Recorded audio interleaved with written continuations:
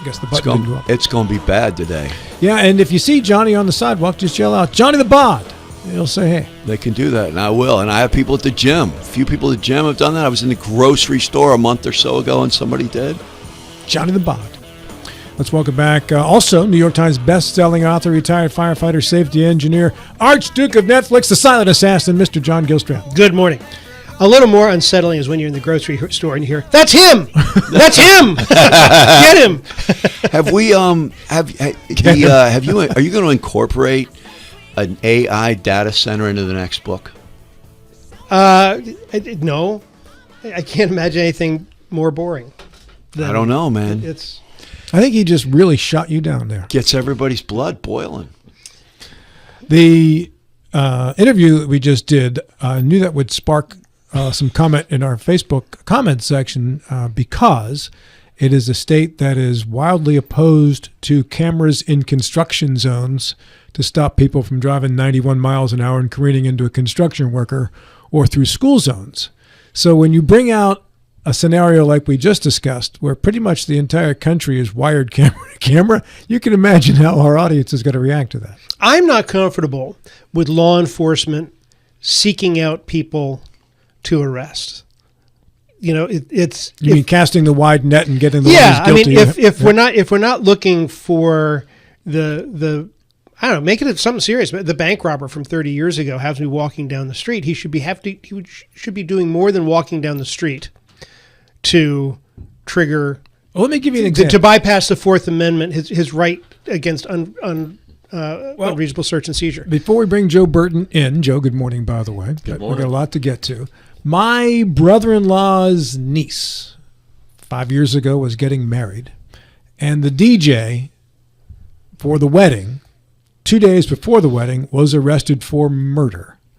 A murder he had committed 20 years previously. How did they get him? He submitted one of those 23andMe DNA. Well, that's a penalty for being stupid. That's a penalty for being stupid. Wanted to track his ancestry. And what most people at that time didn't know, because that was a fairly new thing to do, was that your DNA goes into a system and it could be accessed by anybody. And law enforcement accessed the DNA. There was no DNA technology when he committed the murder, but there is now. And 2 days before that girl's wedding, her DJ was arrested for murder, a murder he had committed. Bad idea, John, or good idea? Well, in that case, you actively surrender your right to privacy when you give away something to a commercial entity. If they had broken into his doctor's records, if he had given, if he had to get a blood test to get his operation, and they had tapped into that, I'd have had a problem with that. No. I agree. I agree with John there, 100%. But I mean, I like the fact they caught the murderer. Too bad for the girl they didn't catch him 3 days later. After the wedding. But the thing that worries me about the last segment, and I'll be really quick with this, is where is the stuff manufactured? If the stuff's manufactured in China, we're worried about China picking up our information from us watching TikToks. Can you imagine the amount of information that China could pick up from whatever they stick inside the stuff that they're manufacturing for the cameras, the technology to pick up your Apple Watch, your headphones, your iPods? That scares the heck out of me. Yeah, but where's your Apple Watch and your iPods and your iPhone made? It's all made in China. Everything is. I think a lot of it's Vietnam, but Vietnam, China. I mean, it's all made in countries that have different laws than ours as far as privacy and as far as technology goes. Let's say good morning to our next guest, Joe Burton, Executive Director of Martinsburg, Berkeley County Parks and Rec. Joe, happy 4th of July. Yeah, right back at you. Thanks for having me. I will say that we've got some cameras around our parks and in our indoor facilities. And I wish they could tell me exactly who that was tearing the sink off the wall when it happens and some of those things. So I agree. That's a tricky one, We want to. Yeah, I think if you commit a crime, you vacate your right to privacy. Yeah.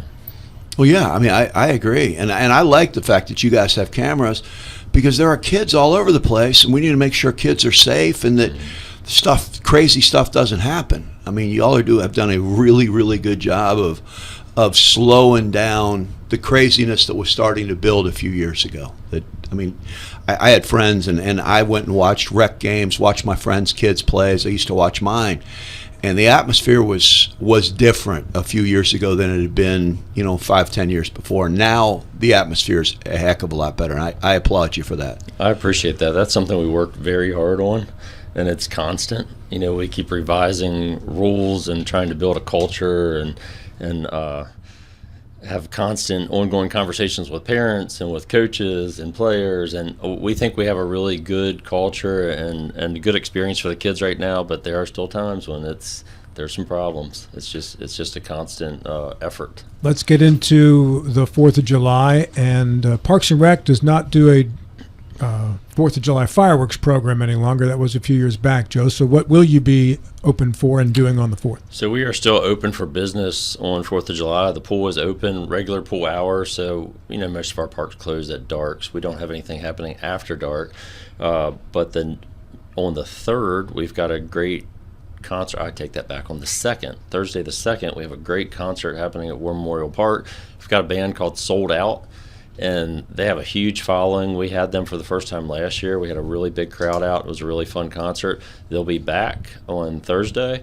And then Friday and Saturday, we're open, normal hours. Pool's open, mini golf's open. All the parks are available. People have pavilions rented and family get-togethers during the day on the 4th. That's the greatest name for a band. How aspirational. Sold Out. Standing room only. Sold Out, so it's SOULD.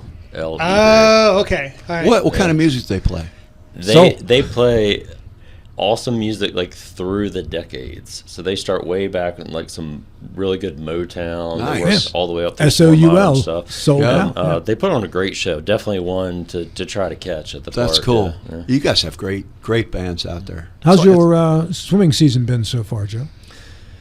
It's been good. We had a terrible Memorial Day weekend. If you remember, it's hard to believe right now, but it was cold and rainy.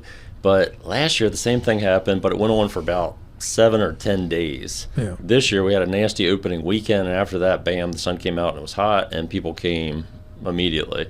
So we've had some busy pool days. This week, I'm sure, is going to be very busy.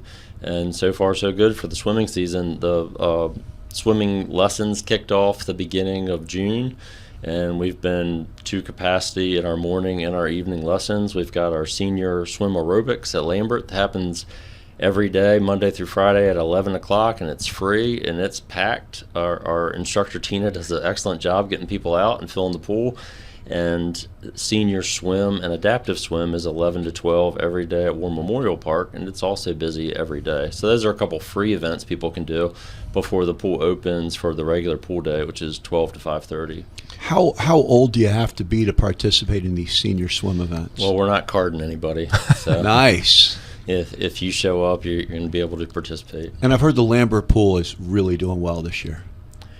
It is doing well. The city invested a lot of money for some repairs in this past year. We started really right after pool season ended last year. We started some work. We had to remove vinyl liners from 3 of our 4 pools and break out all the layers of old plaster and get down to the concrete, cut open the concrete in some cases, and do some repairs to plumbing under the pool, and then recoat plaster, redo tile. We did skimmer boxes and main drains, coping stones, lots of work to those pools, and so far so good. It's been a really good season so far. We were lamenting on the show yesterday that the kids have changed over the years, that they'd rather be at home with their tablets and all this, and they don't interact very much. Is that reflected in the pool? Are the pool numbers what they usually are, what they were 5 years ago? No, if you look at a 10-year, you've got that weird COVID blip that screws up everything when you look at it. But if you look at 10 years, pool attendance has declined steadily for the last 10 years. So it is not what it was. That said, there are days in the season where we're at capacity and people are waiting to come in. We do have a core of kids, from that intermediate to high school age that frequent our pools almost every day of the summer. Nice. How many lost tennis shoes are there at the end of any given day? Look up on the phone line, baby. Look on the power lines. When I worked at summer camp, I was always amazed what would be left behind. I mean, It is kids would unbelievable. just- Yeah. I know, how do you leave I without could your go home shoes? without a shoe. Just one shoe, not both of them. Shoes, wallets, credit cards, phones, every single day. Yeah, we have a bin that fills up. Big lost and found. What other summer programs do you have active, Joe? So we've got several different camps going on. We've got a whole assortment of sports camps that are happening different times at both of our rec centers throughout the whole summer. We've got our summer adventure camp, which is based out of both of our 2 rec centers. So we have a session down there at Randy Smith, and we have one at Berkeley 2000. It's very popular. Kids come. They can stay all day. Parents can drop them off in the morning and pick them up as late as 5:30. They have planned activities every single day. They have a field trip every Wednesday. Tomorrow they're going to the Air and Space Museum down in Leesburg. They go to the pool a couple times a week. They get out to the parks. They have activities that they do at the rec centers. That's a lot of fun for the kids. Keeps them really busy. They're tired when they go home at night, and it's a bargain. Like $175 a week. It's a lot of hours of quality entertainment for your kids. Mm-hmm. We have some specialty camps that we do also. We just did a fishing camp last week, so I had the pleasure of running that. That's Poorhouse? At Poorhouse. It's one of my passions. So we had 20 kids out there for a fishing camp. What's in there? What's in that water? So in the lake, there's bluegills, there's green sunfish, there's largemouth bass, there's channel catfish, and there's rainbow trout and brook trout, depending on the time of the year and when it was last stocked. How often do you stock? Well, We the state does. We only stock, Parks and Rec only stocks once a year for our trout derby, but the DNR stocks catfish a couple times a year, and they do trout about once a month during the spring of the year. Okay, you run the program. Do you make the kids bait their own hooks? Sure. They learned how to bait their hooks. They learned how to fish with lures. We did fly casting. We learned how to tie knots. We learned how to identify fish and handle them, safely release them. It was a great camp. Those are all things kids need to know that so many kids don't know these days. I think we had 4 kids in the group who had never been fishing before. So we had a whole range. It was mostly intermediate age kids, and some of them are kind of serious fishermen. They go all the time with their parents, and others had never done it before. So that's always fun for me to bring new people into something like that.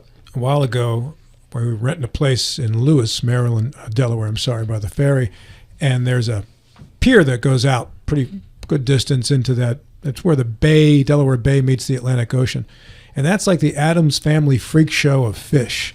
Dude, you catch stuff in there that you wouldn't want. A lot of eel, too. Yeah. A lot of eel. How is progress coming along in the southern end of the county for the park in South Berkeley? It's rolling right along.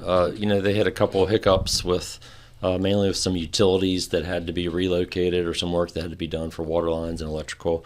But I think they're past those hurdles. They're working out some details with the pond currently. Some playground equipment is actually already in place. The prefab bathroom building is coming in shortly. So it's to the stage where the heavy lifting is done for the most part, and you're going to start every week now. It's going to start looking like things are coming together. It's going to be more visible. So I think originally they were talking about possibly fall, having some of the park open to the public. I don't know if that's realistic. I think probably spring is more realistic, but it's certainly coming together. Yeah. Has there been any major delays? No major delays, no. Everything cool? Okay. And then that park is set for expansion, too, as needed or as funds are necessary. Are some of the impact fees that get slotted to Parks and Rec dedicated to expansion? So that has been added to. There's a list of projects that would be impact fees would benefit, and that park is definitely a part of that. So there's a number of grants that are in the works right now, and impact fees might be part of that to go ahead and knock out maybe sooner than planned the next stage of that park. Oh, sooner. How big will that park be when it's completed?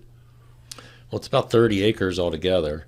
So when it's completed, if everything gets built out, it's going to have a lot of amenities. I mean, there's in the later phases, there's a splash park, there's an amphitheater, there's another bathroom, there'll be several pavilions, a couple different playgrounds, walking trails, bike trails. It will have a lot to offer. Is there pickleball? Is there a basketball court? There's pickleball court. I currently do not think there's a basketball court in it. Yeah. Sorry, John. Basketball has fallen behind pickleball. I know. Well, Pickleball is very popular. pickleball is very popular. I remember when Steve Catlett was talking about pickleball a dozen years ago, maybe, when he was Parks and Rec director, Joe, and he said, there's this new sport that we learned about. It's called pickleball. I'm thinking, what the heck would that pickleball be? And he explained it. And how many people you got in the program playing pickleball right now? There's easily 100 regulars. Yeah. And lots of other people come and go. My But bride is there's- one of them. She plays the Parks and Oh, Rec yeah? League. Yeah, that's nice. There's a core of about 100 that between the Randy Smith Center and Berkeley 2000 and War Memorial Park and Baltimore Street, they are there all the time. What's the next park up around Spring Mills? So you guys heard about the land that was purchased on 901, and that will be a future park. I haven't heard any talk from the commission about when any build out may happen there, but impact fees are going to help pay for that land, and it will just be held for future use as a park. It's a beautiful piece of property. If you had to project how many years out, what are you thinking there? 20? 10? It's all the commission prioritizing what they want to do first. There's so much to do. So we've got 70 acres at Poorhouse Farm Park that hasn't been touched since it was acquired, other than we mow a walking path through it. We use it for a 5K and some other events like that. It's beautiful land. It's right there on the creek, and it really hasn't been improved yet. So I know that's a target to get that built out. Certainly the Spring Mills area needs another park, so the land on 901 will be coming up, I'm sure. There'll be more discussion about that soon. Sportsman's Paradise. Is that a project still in somebody's pipeline? Is it in the pipeline? I don't know. It's on the books. Still on the books? I don't know if it's up there near the top of anybody's list right now, because there's some things to navigate with that. There's more land to acquire to make some of the vision possible to have access to the river there. But I certainly hope that one day that will come together and we'll be able to offer more access to the Potomac on the West Virginia side of the river. Is there any public access to the Potomac through the Parks and Rec system right now? Not through Parks and Rec. When the Stonebridge project is built out and DNR puts in an improved boat launch there, that will be a boat launch that is managed by Parks and Rec, but that will be more, canoes and kayaks. And that's on the Apeca, not on the Potomac. Currently on the Potomac, there's not much public access at all in West Virginia. Yeah, you got to drive about 25 minutes all the way around to Dam 4, Dam 5, somewhere in there. There's a public access on the West Virginia side of Dam 4, but it's very unimproved, and you can only put in a small boat there. And then at Shepherdstown, there's a small boat ramp. Considering how much land in West Virginia the Potomac borders, why has there not been more of a master plan to access it, Joe? Because this has been a complaint. I've been doing radio in the Eastern Panhandle for 36 years, and I know that complaint existed long before I began, but it certainly has been something that's been discussed the entire time I've been doing this. So I don't know if I'm really qualified to, to speak too much on that, but I'd say it's about, it's private versus public, and it's what is prioritized by a locality. If you look at the river, the two sides of it, one has federal land all along it because of the C&O Canal. So the state of Maryland didn't really have to fight to put in state access. The federal land was already there. Makes sense. And they could put in public boat ramps all along it, which was very convenient for them. On our side, it was all private, so we would, Berkeley County or the state of West Virginia would have to fight to acquire some land to make a nice boater access. I think it's a shame that didn't happen over the years. It's interesting, whenever you look at a river state, you see that on the two different sides. And Cincinnati's, for an example, where you have a long waterfront park on the Ohio side and all private business on the Kentucky side. So I don't know if it's just first to the punch and who decides to go in which direction. The other side tends to go the other way. Well, I think there's some practical difficulties too. My neighborhood is along the Potomac River, but we're like 80 feet up on a cliff, and it's pretty sheer. Dam 4 is about a half mile downriver from us, and that allows, and then maybe 2 miles up, it becomes too shallow to navigate. So that whole section is kind of it's all privately owned, and I guess neighborhoods all have their own access. But Right, your ideal access would be just above Dam 4 on the West Virginia side. So it would be acquiring that land where it's not real steep. above Dam 4, meaning downstream from it? No, upstream from Dam 4. Because downstream of Dam 4 is what we have now, but you're really limited because of depth. You can't go, so depending on the time of year, you can't go very far in a boat. But the biggest and most used access on the river is probably Dam 4 in Maryland. And that's because it is dammed, and you could have ski boats and jet skis, and you can travel a long distance on the river there. You guys could put in an escalator from your development down to the water. Well, the Dam 4 road goes all the way down to, Dam 4, but it's on the downstream side of it. So there's really, and then above it, it's all cliffs for a long ways until you get up to the Isaac Walton League area, more or less, and then it flattens out. Right. It does. I mean, where you guys are, I mean, it's beautiful to look at the river, but it's just impossible to get to it. Yeah. And Sportsman's Paradise will be on the upper end of that stretch, so you'd have a similar problem. You'd have really shallow water, but you wouldn't have to go too far to get to some of the deeper water. And that is, again, on the books, but not in the pipeline just yet. Correct. On the books, not in the pipeline. I like that. There's phases. That's just not that. It's not moving along just Are yet. you excited about the new development that's going to happen down toward Tabler Station Road, where they're going to put a bunch of stuff in to try to attract travel tournaments, stuff like sports that? complex? For Project All-Star? Yeah, sure. I mean, I think as a parent that's had kids that they've played sports, rec sports, and travel sports for so many years, have been in that world, I think it's fantastic that we'll have something in our area that could host events like that. Well, and if it brings in that many people, you guys get a piece of the hotel motel tax, which really could enable you to finish out a lot of the projects that you guys want around the county without it costing a lot of tax dollars. That would be wonderful. That would be. Gerard, got a minute left. Is anything else you need to publicize? Now's the time to do it. So I'll leak something that I'm not really supposed to talk about yet, but I'm getting impatient. If you've heard of the Almost Heaven swings that are throughout the state, there's 50 couple of them in our state now across 35 counties, I believe. Well, now Berkeley County is the proud owner of one of these swings, and it's a Poorhouse Farm Park. And we've been kind of quietly and patiently waiting for official press release to come from the state tourism department, because that's how they would prefer this happen. But it's been several weeks now, and this thing is leaked on Facebook all over the place, and I'm starting to feel silly for not talking about it. If you haven't seen it, go out to Poorhouse. It's right along Tuscarora Creek, and it's fantastic. And I was there almost all week last week and got to see so many new people coming into the park just for the reason of seeing the swing. Yeah. So I'm always happy to get people out to the park. Thanks for sending those pictures, Joe and Kyler. Great job getting those up on the screen too, as you can see the Almost Heaven that's pretty. swings. Yeah, very cool. Joe, thank you.